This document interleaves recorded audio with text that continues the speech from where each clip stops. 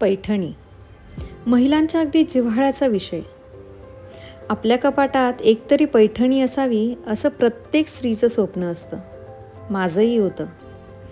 भरजरी पदर असलेली, मोराची नक्षी असलेली पैठणी, त्यावर पारंपरिक दागिने, नथ, गजरा, आहाहा किती सुंदर। केक बनवायला नुकतीच सुरुवात केली होती। फॉन्डंट केक बघून आपल्याला कधी त्यांची ऑर्डर येईल का, आपल्याला फॉन्डंटबरोबर काम करणं जमेल का, असा प्रश्न पडायचा। त्यात पैठणी केकने मनाला भुरळ पाडलेली। मग ऑर्डर येईल याची वाट न बघता स्वतःच्याच बर्थडेसाठी हा केक बनवायचा असं ठरवलं। मला माहिती होतं फॉन्डंट वेस्टच होणार आहे। हौसेला मोल नसताना हेच खरं।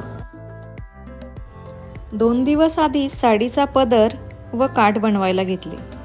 पेपरवर मोर ड्रॉ केले, दागिने बनवले, मोगऱ्याच्या छान कळ्या बनवल्या।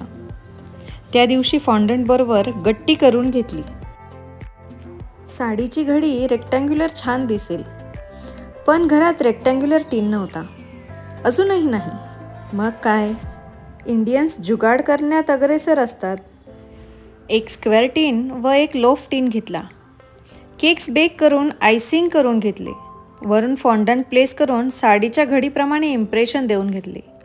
काठ, पदर प्लेस केले, दागिने ठेवले, मोगऱ्यांच्या कळ्या, नथ ठेवली। पण बांगड्या करायला वेळच मिळाला नाही, म्हणून अगदी 5 मिनिटात बांगड्या बनवल्या। सगळ्या गोष्टी प्लेस केल्यावर केक खूपच सुंदर दिसत होता। घरात कुणाचाही विश्वास बसत नव्हता हा केक मीच केलाय म्हणून। खूप फोटोज क्लिक केले। शेवटी केक कटिंगची वेळ आली।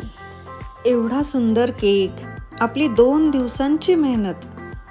केक कट करूच नये असं वाटलं, पण मन घट्ट करून केक कट करून घेतला। आम्ही तिघे 1.5 किलोचा केक संपवूच शकणार नव्हतो। मग काय, सगळ्या मैत्रिणींना केक वाटून दिला। त्यांनाही तो खूप आवडला।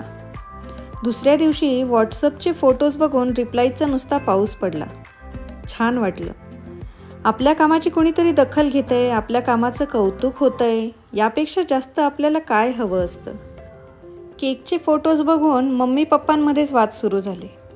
मम्मी म्हणायची केक आहे आणि पप्पा म्हणायचे नाही ग, तिला साडी गिफ्ट केली आहे। शेवटी दोघांनी मिळून मला फोन केला। केक आहे हे कळल्यावर त्या दोघांनाही माझा खूप अभिमान वाटला आणि त्यांचे कौतुकाचे शब्द ऐकून माझंही ऊर भरून आलं। अशी ही गोष्ट एका पैठणीची, माझी जिव्हाळ्याची।